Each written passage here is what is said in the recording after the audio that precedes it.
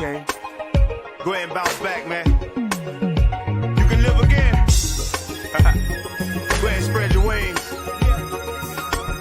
It's okay. Yeah. It's okay. When it come to the booth, I carry the truth.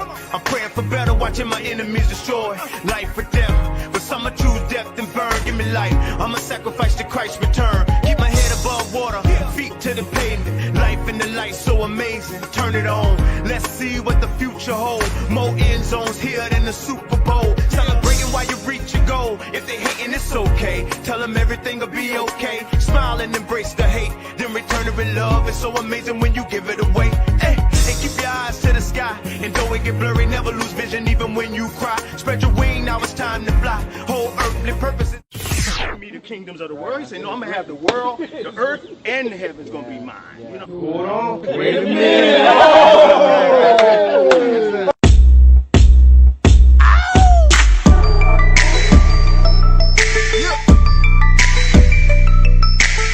All right. Look. Hold on, wait a minute. Hold on, wait a minute. Hold on, wait a minute. Hold on.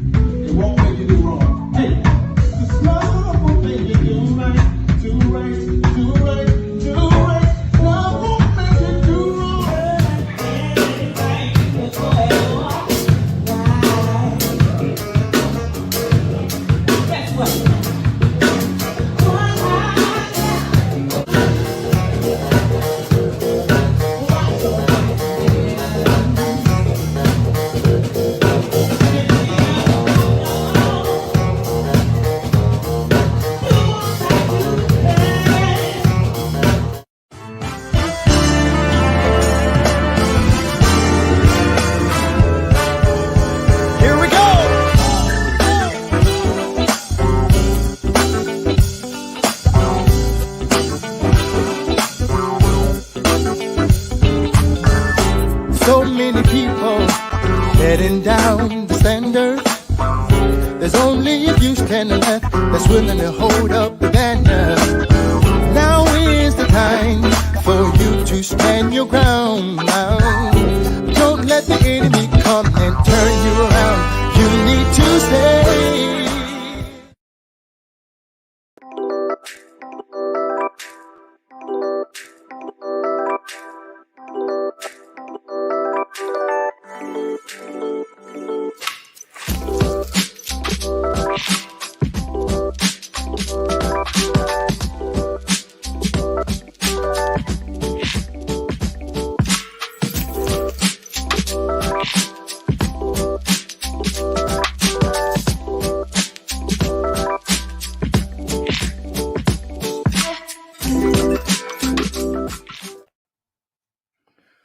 What it do, man?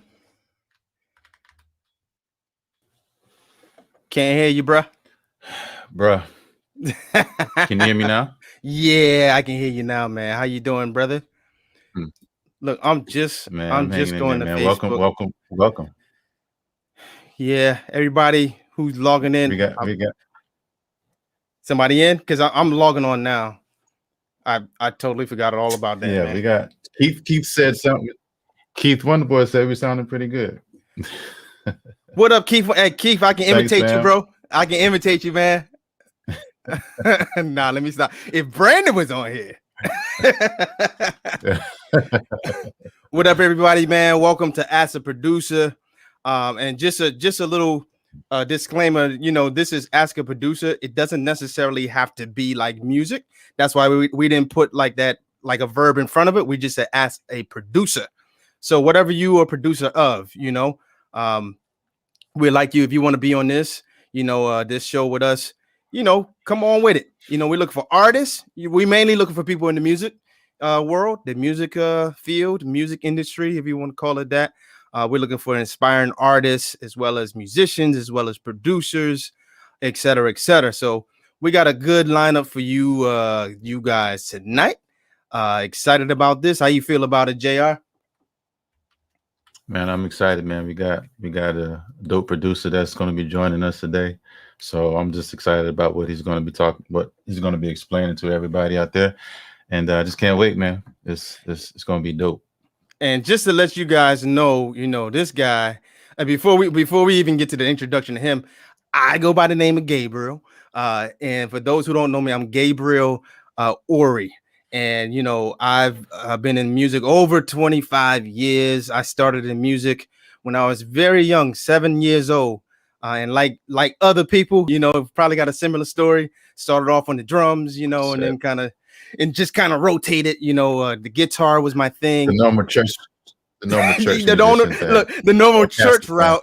The normal church, right? You start with the drums at a young age because you like the bang, you like the noise, and then for me, my progression was the lead guitar.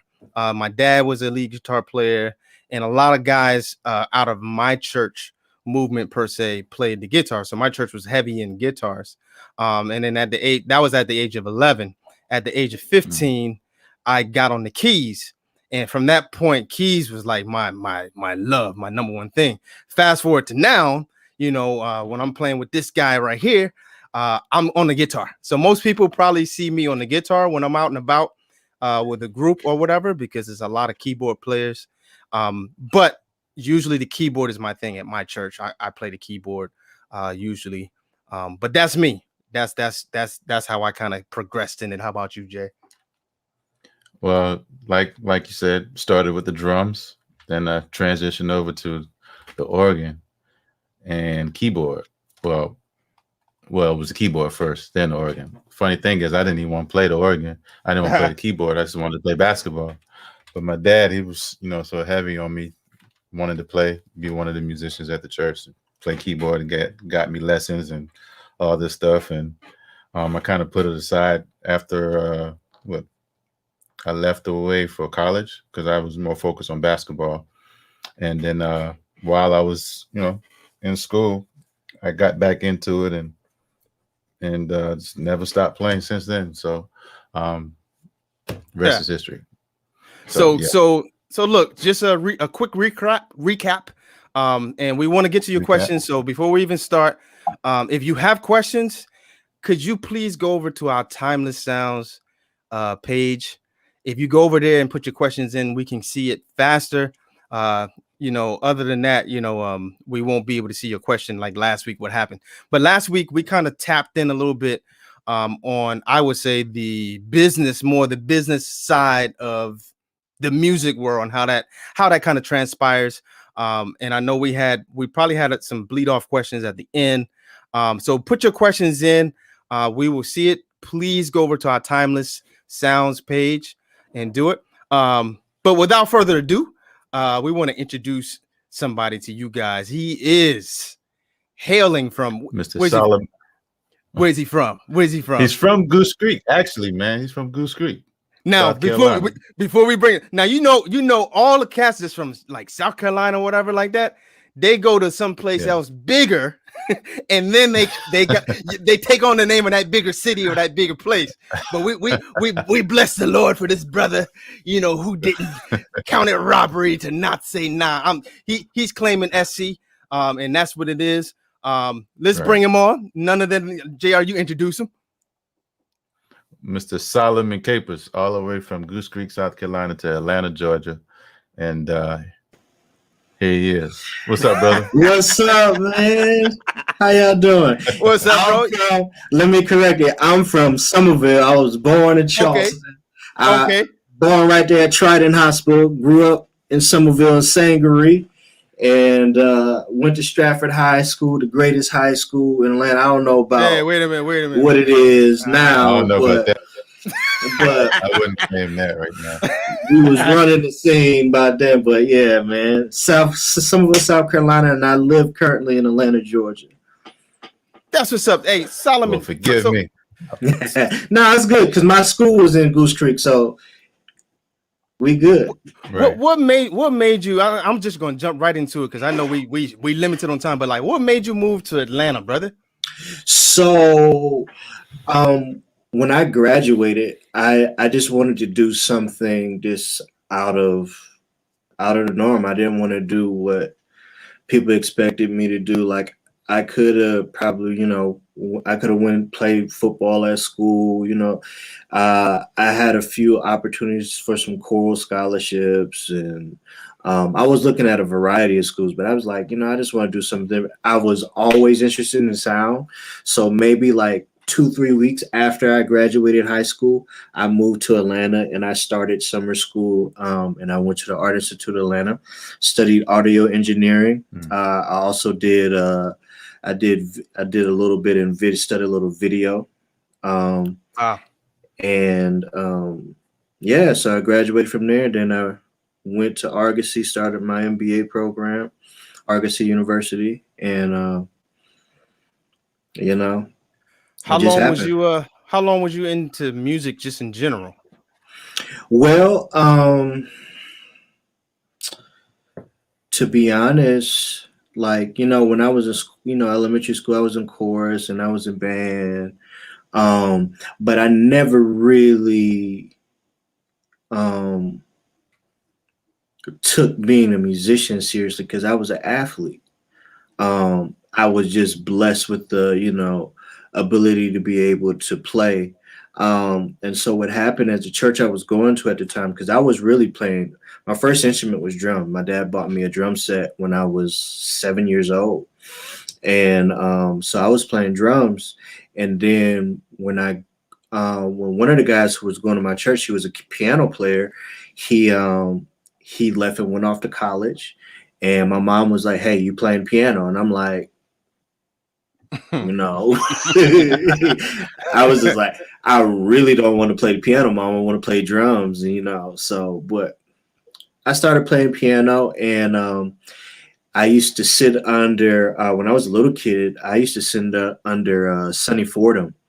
Ooh, Sonny, bro. So Sonny was playing for at the time it was the Monk's Corner Youth Ensemble. My sister used to sing with them, and I would just go and he would let me sit on the bench behind him and I just watched him, and then that's how I just really started picking up, and he kind of encouraged me. And then there was another guy by the name of Matt Geis, who was the band director at Cross High. And I believe he was at Berkeley for a minute. But he used to come to our church all the time and play. And then I ended up taking some lessons with him, piano lessons with him. And then another guy, Brett Chestnut, one of my best friends, business partners. We do a lot of business together. And Sean McClain, another guy, Sean Washington. So these are guys, to just kind of pull me. And then, of course, I used to admire Darren Schuler from afar. So, yep. Heavy hitters right there, man. And J.r. and all. J.r.'s in that list too. So yeah. Throw him in there because he's right here. Yeah. No, because J.r. was that. Y'all, J.r.'s that guy, man. J.r. is definitely that guy, man. I don't know if y'all heard the story of how J.r. and I met, but that's what even got me interested in like wanting to know who is this guy. This guy's on the organ. He's crazy. He's crazy. So we know, but the people out there may not know that you are a producer, and you have a long list of people that you've worked on. Can you name some of those? Just a few. And one in particular, we want to kind of dive in and just a little bit on there, Okay. Okay. But go ahead. So I have where'd I start? Let me just run a line. I've been in the country industry, Christian industry, hip hop, all of that. I worked with a group called Griffin & Company. They're a country band. Another guy who I've MD'd for the longest, his name is Anthony Shepard, who is now pastor of the Roar Church in Cali out in LA. One of my good friends, Casey J. I've worked with her. I've worked with Jessica Berry, Kezia Alford, a group called Kingdom Worship, Gregory J. and Fame, Antonio Cunningham, Angelique Sally. She's from Now she's from Goose Creek, and she has some amazing stuff that's going to be coming out real soon. Wow. Wow. And but she lives here in Atlanta, but she's amazing. I've worked with All Nations Music. I was one of the keyboard players at All Nations Atlanta. We saw you. This goes We on. saw you on the screen. Which, So look, the list goes on. Yeah. Let me segue right here so we can get right into what I want to dive in. What we want to dive in first. So Okay. J.R. knew Jessica you. Barrier. Yeah, I can't leave her out. Yeah. I was about to throw it right in there. So J.R. already knew you. Uh-huh. I met you in the studio with an artist by the name of the Dr. Jessica Berry. Yes. And when I met you, you got to put that doctor on the front, doc. But no, that's how I met you. And, you know, just coming in and just, you know, just coming in and just kind of like, just like, man, who's this guy? He seems very knowledgeable about the studio and how the studio flows, et cetera, et cetera. So that's how I met you. We kind of, you know, started a little relationship from there with Jessica's song. So I want to segue into Jessica's project. Now, let's do it. I heard the project, bro. Fire. Thank you, man. And we had an interview with Jessica. I think it was last month. And Jessica revealed a lot of things in that interview, but just listening to her music, I was like, man, the production quality is amazing on this. And because I saw your work in the studio, y'all did y'all thing. Because I saw your work in the studio and we got a chance to connect like that, I want you to let the people know, like, how important is it with quality of production, and how do you approach that? Well, quality in anything that we do is extremely important. But my approach to production changes based off of who I'm working with in the moment. And if we were to talk about Jessica's project for a minute, me and Jessica met in high school. She was singing in the hand-to-hand chorus, and so we used to be at a whole bunch of like all county choruses, all state choruses, SATB stuff. And I've always wanted to work with Jessica I've always wanted to work with her and a few other people. I've worked with a couple other people from the chorus that we met, because we would be together like 2-3 times a year, where all the high schools in the state would bring together their strongest singers and stuff like that. Right. And then, you know, we kind of went off, and I saw she did her first song. And I kind of reached out to her, and I was just like, hey man, it would be nice one day if we can, if we can work together, do some music, it's no pressure. And just, and then kind of reconnect in the same boat. And, and so luckily she reached out to me. She said, hey man, what would it take, to get you to produce a project, produce a single for me? And I was just like, let's do it. And so what I ended up doing was I hopped on a plane. I flew to Columbia. I met her and her husband at an Applebee's, and we just we talked. We had lunch. I want to pause. Let me pause you right there. Why did you hop on a plane, and why did you fly from Atlanta to Charleston to have lunch with Jessica Berry? Like, what was your mindset with that? Well, I just felt that it was a God connection for me. And then it's just been something that, we had been trying to do for a while. And then at that moment, everything had just kind of, lined up. And then, she had some other stuff, with the stuff with her project at the time. And I was just like, well, let me come in. Let me see if I can, be an asset help. And I think when I flew in and we had that conversation, man, it was just a genuine connection. We understood each other. And I was just like, well, let me do this. Send me the song. Give me a couple days. I'm gonna send you back a couple concepts. If you like it, let's move forward. If you don't, God bless you. You know, if there's somebody I could connect you to, you know, my resources are your resources. So y'all already had like And a she says like hi, a by the way. what's Huh? up, Jessica? Yeah. Yeah, I Jessica saw says her. hi, by the way. Tell her I said what's up. What's up, Jessica? What's up, everybody in the room? Hey, listen, if y'all do have a question for Solomon or just in general, go over to our Timeless Sounds page, throw your questions in there. So, Solomon, it seems like you already had like because you knew Jessica from school or whatnot. So you already had this genuine, you already kind of knew her and you already had like a connection already in that you knew her. And I'm just saying that just for people, like you reached out to her because you saw that she had something out. And for all those people who, you know, got songs or got things that they want to do, don't sit on it, because you might have a Solomon just waiting, surfing the internet and seeing like, oh my God, I need to connect with this person. It can happen just like that, is my point. But go ahead, Solomon, go ahead.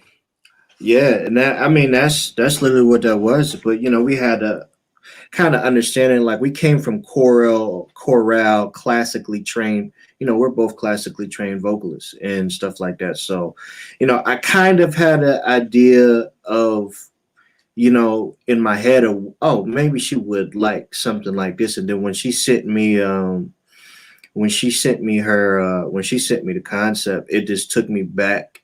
It really took me back to our chorale days when, you know, we would do a lot of, you know, stuff that had these big thematic entrances and it just kind of put me in that mindset. So it was really, really easy for me to, you know, just produce the project. And it was, one thing I loved about Jessica is, one, Jessica is not a diva. She knows what she wants, and she'll communicate that to you. But the recording process was real easy. She trusted me as a producer, and I'm just glad I was able to bring her vision to life. And you said earlier that it depends on the person that you're working with, your approach. What was more like your approach with Jessica, and what made you take that route? With Jessica, so the first song I did with her was Water Walker, which was her single. Yeah, fire. She sent me something with her playing acoustic, and I was like, oh, this is nice. So I sent her. I was like, give me that. I'm a play around with something. And what I did was I got my wife to come down in the studio, and I was just like, you know, can you just kind of reference this for me so I can send it? And we did it kind of like that. And I thought about what's the song? I thought about Colors of the Wind, and I thought about there was a song was sung back in chorus. It's called Oh Shenandoah, and I don't know how I just, you know, it put me in that mindset. So I just did this. She kind of fell in love with it, and I was just like, if you're cool with this, I'm gonna get together with one of my guys, and I'm gonna just produce something, and I'm gonna send it back to you. And she sent it back. She was like, oh my God, I love it. And that's kind of how we went there. And then when she said she liked it, I hopped on a plane. I went up to Detroit with Sean. I hopped on a plane. I went to Detroit with my boy Sean, and we cut it all out his studio. And shout out to Sean McLean. Yes, sir. So it's a question. Yeah. There's a question in there, and I think you kind of alluding to it right now, your process with Jessica. But the question was from Bradley, what's your process for creating a song with an artist? Do you sit at the keyboard and just doodle or noodle around with the artist? Do you approach with vocal recordings and you try to put music to it? So Solomon, you answer that question. JR, you answer that question, and I'll share some thoughts on that too. So what I do is I always tell them to send me a voice note. I listen to the voice note, and for me, I keep the voice note on replay. I never try to sit down and just start playing stuff and trying to like, okay, this is what they're doing. I listen to that, and then I don't listen to it for a couple days. And in those couple days, I start listening to other stuff. It could be, it could be something by Ricky Skaggs. It could be something, I just listen to a whole bunch of stuff and then to see what it puts me in the mood of. And then I create. So for me, I always start with the guitar stuff. I never start with keys. I never start with drums or percussion. I start with guitar because if I can get guitars, Are you talking like acoustic? Nah, like acoustic, I'm thinking of lead lines, I'm thinking of stuff like that. And then when I can get that stuff, following in with keys, and one of the last things I do is drums, believe it or not. I set my tempo, but I build from the guitars, and then sometimes it's different. I'll build from a drum track. It just depends on the artist that I'm working with. And I know Jessica likes a lot of acoustic stuff because she plays acoustic guitar. So I approached it from that aspect and just built everything around it. Dope. J.r. For me, I think Bradley asked, the process. What I do, it depends on, the climate. It depends on the artist. If I'm feeling what the artist is bringing me, type of song or whatever. Sometimes I start with the keys. Just try to catch the feeling of what the artist is singing.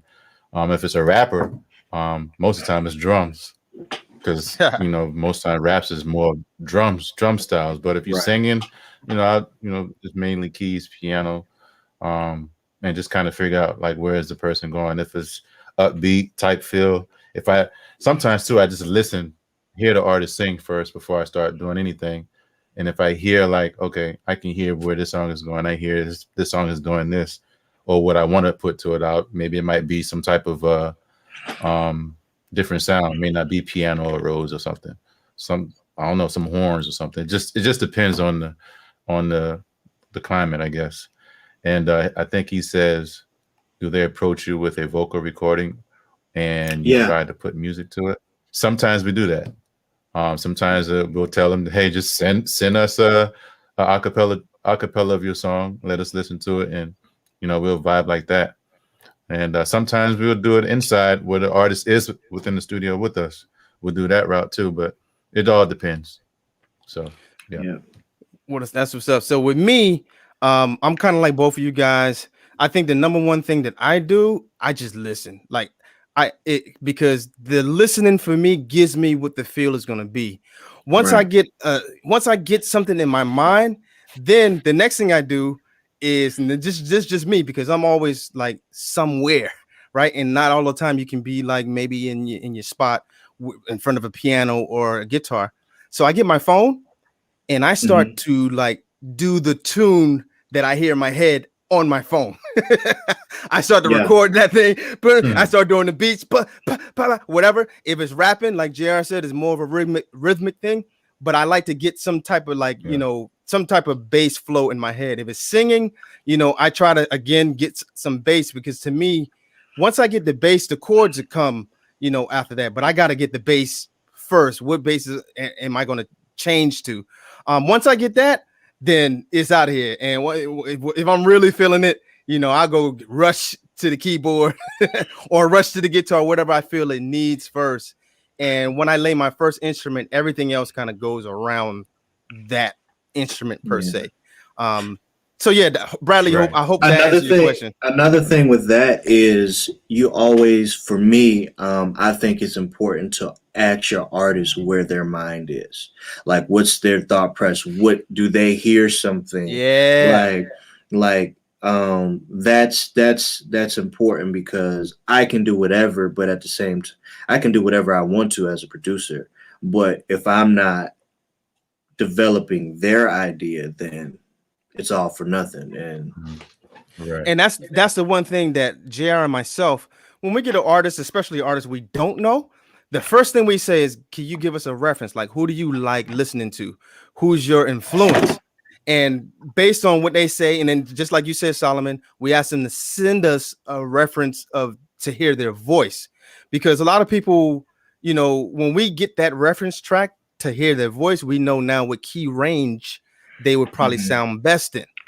Because a lot of people, they have a specific range, and if you just tell a person to sing on the spot, they're gonna go to the range naturally that they feel most comfortable in, and that they can kind of like do their best work, tonality, all of that stuff in. And so that's kind of like what we kind of do to get that. So you, like you said, Solomon, is it depends on what they want first. But at the same time, because we tell artists this all the time, if they come and they're because you get some artists that's not open, they're kind of like, it got to be like this, and I want that to be like this, and this has to be this way. No ifs, ands, or buts. If you come like that, cool, we're gonna give you exactly Right. and no more Exactly than what you are demanding. But if you're open and you're gonna let us as producers, as people who may hear just a little bit differently, who can maybe enhance your idea, you know, or add something that you probably didn't think about, I say let the producer do what they're gonna do, give it to you, then you can critique. Oh, man, I love that. I didn't even see that. I didn't hear that, but that's dope. This, can you do this? Now you can kind of rearrange the idea in a bit, you know, the way that you want to do it. But that's so important. You know, that's a good starting point for artists. Yeah. So Bradley, I hope that answered your question. Yeah, I hope it did, bro. What'd you say, JR? We had another question by Kid McDonald. Kid. Yeah. That guy's a phenomenal drummer and producer himself. What did he say? Kid said, what's your foundation when creating a track for a record? What's your thought process when establishing a concept for the whole record? So this, okay. Go ahead. What were you saying? My mind went straight to like church, MD, and that world. But yeah, go ahead, Solomon. You're the guest here, sir. Well, when we're thinking of a whole record process, I'm really thinking of continuity between songs. I don't want the sound to be all over the place, unless we're doing it in an intentional fashion that all makes sense at the end. I just don't want it to be, you know, because I've done records like that where you have a straight gospel track on one, and then you got a whole country song with another thing, but their theme, it all ties into the theme. So my first thing is find out the theme. And then when I find out that theme and all of that, that helps me decide, okay, I know these three singers I'm gonna bring in as BGV. I'm gonna get this guy to play drums. I'm gonna get this guy to play guitar. You know, that stuff right there helps me when I'm creating my foundation for any kind of record. And then at the same time, I think it goes back to the last guy's question. Understanding the vision of your artist, the client that you're working with. And then from that point, producing that, and then going and listening to other stuff, like ask them for reference songs. Like, okay, do you have something in your mind that kind of gave you this idea? So now I can listen to this. I'm not going to reduplicate that. I'm gonna make my own thing of it, of course, but okay, let me, especially if it's something that I'm not familiar with, I'm gonna go study it. I'm gonna go listen. I'm gonna listen to it. I'm gonna just listen to music. And then a lot of times I don't listen to music at all. So it just depends on, again, the artist that you're working with. That's how that determines my foundation. But how I approach each track is going to be the same way. Probably start with the guitar, probably start with a drum track, and just go from there. So it sounds like a Kid. When you say record, I'm assuming you're talking about a full-blown project type thing, more than one song. And I think that's a very good question. It's important because it's kind of like last week, somebody, Wesley, was saying it's like planning first. So Yeah. instead of just jumping on there and you're just gonna do the first thing that comes in your mind, like planning out, like, all right, you know, because it's a lot of people right now that just drop singles, and it's like 1,000 singles drop, boom, single, but they don't, but it's not like a putting it collectively together as a full-blown EP or LP or project, just a simple project. And so that's important. Sit down, figure out what your theme is. You know, what do you want to project? What do you want this project at the end of the day? How do you want people to walk away from this project? Do you want them to be schizophrenic? Like, you know, I don't, you know, is it about a song or is it about a whole thematic idea? It's you know what it reminds me of? It reminds me of like, and I don't want to get off topic, but like preachers in like church service. So you go, pastor, first Sunday, he's talking about this. And then the next Sunday, completely different one. Next Sunday, completely different. So you just getting a bunch of different random like messages. How much more powerful would it be if you thought it out and say, we're going to do a series this month or this quarter about this and this only, and we're going to take our time and dive through it. That's how the song, to me at least, process should flow potentially. I think you get more, you can maximize what you're trying to say with your project than not. What's up, Brett? Man, I just saw that. That's my guy. Yeah, I think about you know the project that we're working with now, Gabe. Shout out the Tribe. Brandon Tribe also. But I'm thinking about Brandon Joyner. Okay. He has the concept of what he wants of his project to go. He told us what his songs were. He sung it to us. And so that right there, just it already, just hearing him sing and what he's showing us or telling us how he wants to flow with the music, it already gives me a mindset of, okay, this is what I'm going to do. I'm gonna do this here. I'm gonna take this and do that here. So it basically depends on the artist. So let's segue really to this, JR. That's a good point. What you're saying, what it sounds like is, and Solomon, this is for you. What is the difference between a beat maker and a music producer? Or is there a difference? Yes, I think there is, because there's, for me, like being trained in music, and at the same time I'm a musician. You have guys who aren't musicians who have no training in music. They make beats. That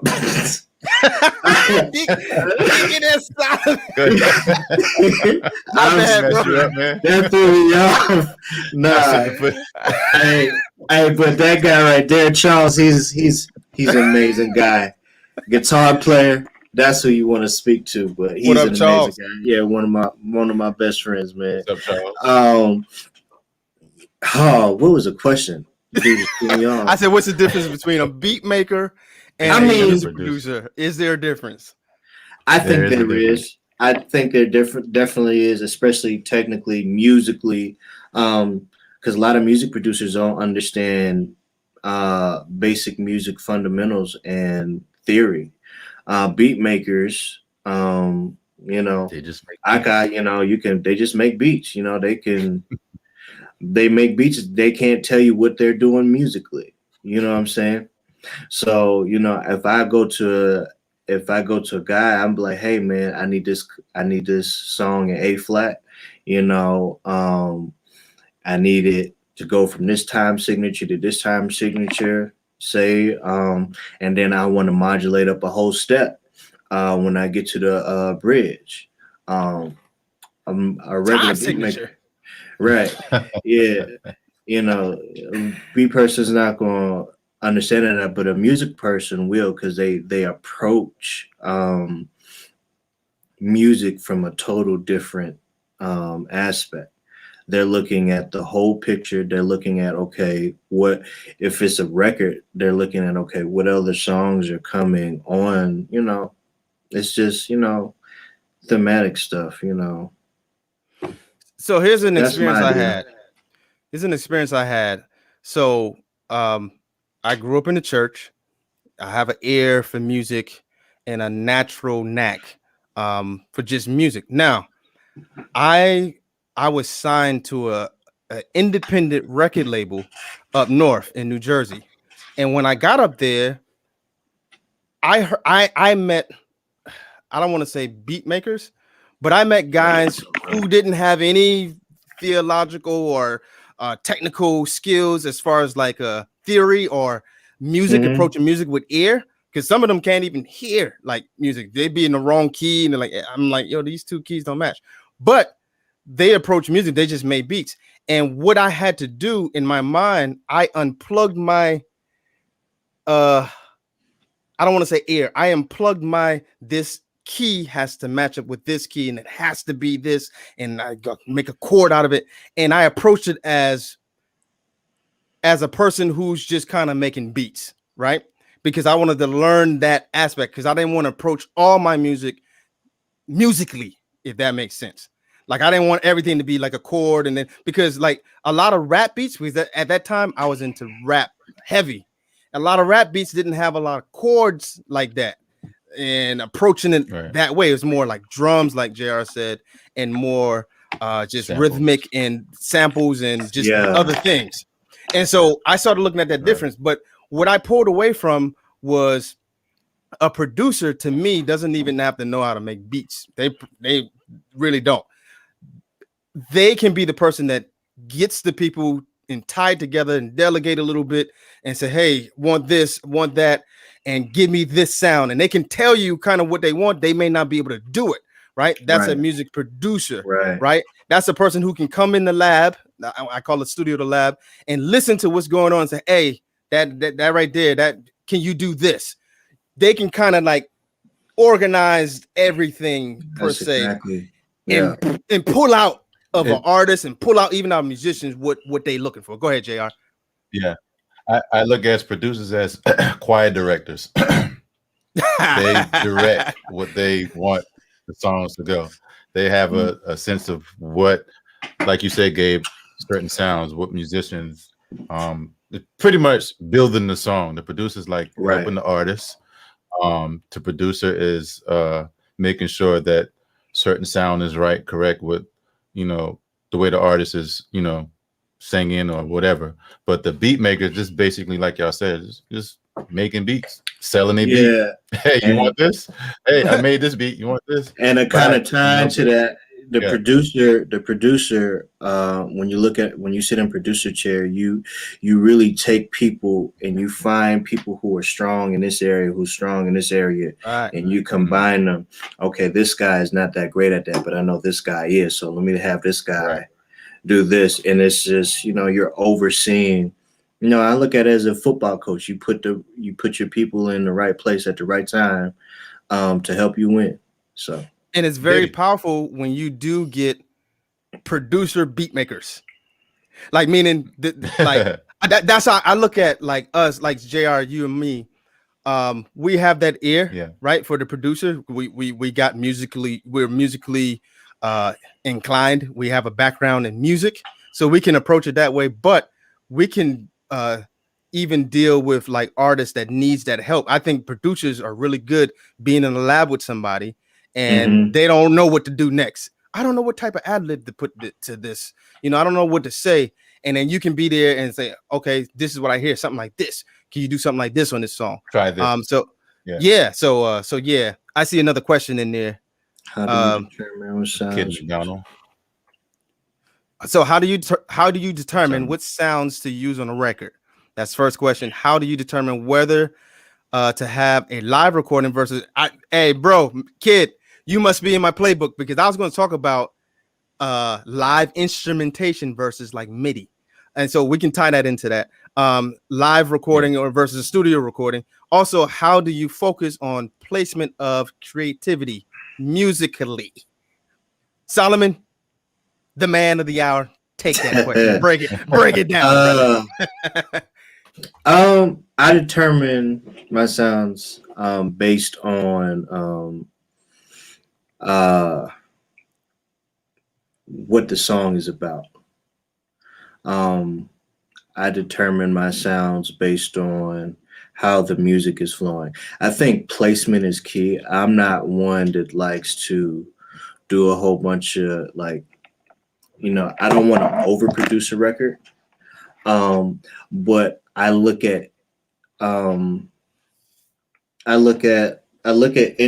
view instruments differently. If like I'm working on a ballad right now for this lady in Houston, and it's a ballad, and I have pads, pianos, and I kind of played those live, but there's just an element of with the string work I can't use in the box strings like from a VST. I have to use live strings in this context because there's just something about a cello player, how to strike it. You can't emulate certain things on a keyboard. I mean, yeah, you have a lot of these plugins now are insane. Like some plugins you can't tell is a real string player. They even got these drum stuff out there that you can't even tell that it's not a real drummer playing. But a lot of that is the record. It just depends on the song that you're producing. It just depends on the mood that you're trying to, the mood that you're trying to create. How do you determine whether to have a live record or studio record? Now that right there, everything ain't meant to be live. Like we're in a thing now where everybody wants to do a live recording because I guess that's the end thing to do. But and at the end of the day, a lot of that falls onto the artist. If they want a live feel, then yeah, let's do it live. But you can do live records studio. You can make studio records sound live. Like Jessica's project that we just released is a studio project. Like we came in, we did the vocals live, but that's a studio project. And it was done in the studio. We didn't do it live. Like we have live instrumentation, but that's a straight up studio project. And a lot of that is just based on your client. I would say, now I have a take on this, live versus studio, and like the good point you made, I call it studio live. And all studio live is you're in a controlled environment in the studio, and you have live instruments like musicians and whatnot. Right. So that's the difference between a studio live and a live, like being in a non-controlled. Like when you have a live recording, it's a lot of things that the sound engineers have to compensate for. It's a lot of bleed that happens. That's why you have what they call, you come back in and you do overdubs. The reason why you do overdubs, you want to get them back in that controlled environment because of the bleed, because of all the things that they can't control. So when you go to a big building, big church, and for me, that's good imagery. So if you're gonna, it's only for video. That's my point. It's only for video, and it's only imagery to capture an atmosphere. But everything else you're gonna do, like all the live recordings I do are actually done before we get to the live recording night. All my BGVs are done. Right. All my BGVs are done. The only thing you're really capturing is drums. Because that's the only thing you can't really overdub in a session. Because the drums are in the room. You know what I'm saying? And it takes over the room. Right. So that's your main focus is the drums, video photography, and lead vocal. But you can even overdub the lead vocal. You know what I'm saying? So the undertone of that, to me, is a lot of people that I know that would love to go live and be in a live environment, it's because sometimes being in the studio can suck the atmosphere out, and it's different from being in a crowded place with people hands up. That energy's there. You have to recreate that energy in the studio, and that's easier said than done. Sometimes people need an entourage to bring with them to gather up that energy so they can do what they normally do in a church setting, or just feeling the energy from people. And that's why people they can sing real good, but I think it comes in. Oh, what were you saying? Go ahead. We got 10 minutes. I'll just let you know we got 10 minutes. We had another question, okay. So y'all go ahead. I just say it just comes that you have to know that artist's voice. If that artist is better in a live setting, then yes, we're going to do it live. If that artist is better in the studio, let's do. Just because you can sing in the studio don't mean you can sing live. That's my opinion. Yeah. All right. So hopefully that answers, kid. I hope that answered your question. All right, Michael. What's up, Michael? When creating a melody for a R&B artist, what are your go-to points? JR, you want to start on that one? I think it's like the same. It's pretty much like the same thing we talked about with the last artist. You're just listening for certain sounds. Just, listening to the artist first. Listen to what the artist is trying to project to you, and from there, let your ideas start flowing. Right. You want to start with your keys. You want to start with a different sound, drums. I mean, it all depends on what you're feeling from the artist. That's my take. So I think the main thing with that is finding a process that works for you. What works for me is not going to work for nobody else. Right. Because there are artists that can't write to a song if the song is not already fully produced. Right. And there's some you can just give them like a 4-bar loop and they'll write a whole song, and then you can build from there. But it just is. There's one thing about music that I've learned is there's no right and there's no wrong. Exactly. James Brown says, if it sounds good and it feels good, if it sounds good and it feels good, then it is good. Definitely. Pretty much. So, all right. So I know what we got, like less than 10 minutes, JR. So we got 7 minutes. It's a lot of stuff we didn't get to because I wanted to get to. We'll take it on the next time. Yeah, we're gonna have to take it on the next one. But like, we wanted to talk about. Yeah. We That's talked a little bit about the recording process and mics and booth tips and things like that, mixing process, organization. So I guess we're gonna have to pick it up next time. Who's this? Anson. Asen. Great, dope producer, man. He's down there in Charleston too, man. We grew up together, man. Really? Asen?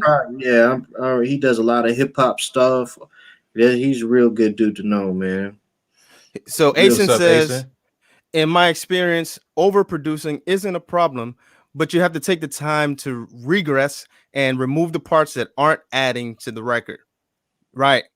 That's true. Yeah. Like building. Step back, listen, and adjust. And sometimes you have to overproduce a record and then take it back. I've done that plenty of times and be like, I'd rather get it all out and then be like, okay, let's pull this out. That's taken away from what vocally is happening over here. I've done that, yeah. Because sometimes the idea is hidden in the overproducing, like in the midst of all of that organized chaos. You might have the hit right there, and all you got to do is remove certain things, and then bam, that's it right there. JR, I tell you, man, like a lot of times, and I'm learning now, but a lot of times,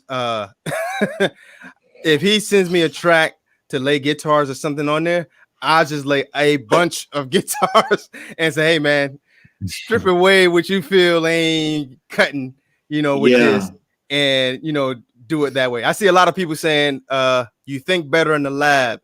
The lab is a better spot. The lab is more controlled for certain say people. it like that. Yeah, for certain people. Yeah. For certain people. Yeah. Being in the lab, the whole point of being in the studio or the lab is control. That's really it. The Yeah. control you have.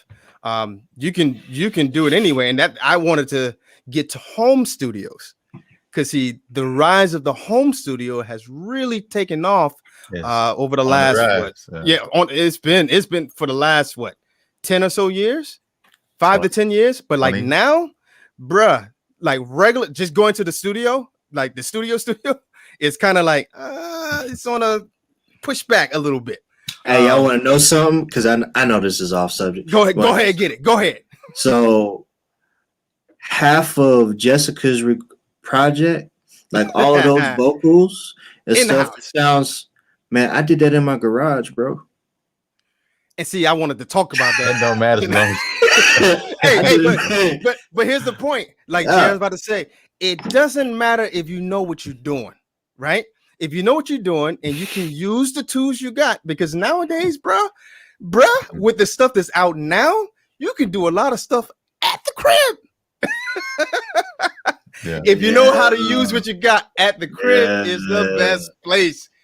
You can. Somebody said you could think more in the lab. I could think more in my room, in my house, in my pajamas. PJs just like, let me listen. My own domain.